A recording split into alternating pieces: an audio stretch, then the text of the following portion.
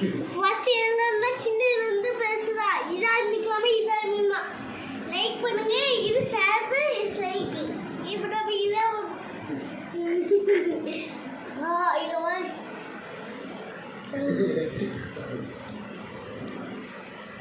ஐமையோ அமை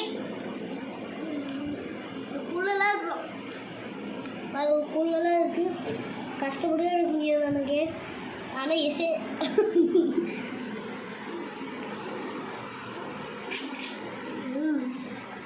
குத்து வாயில் இருக்கும்போது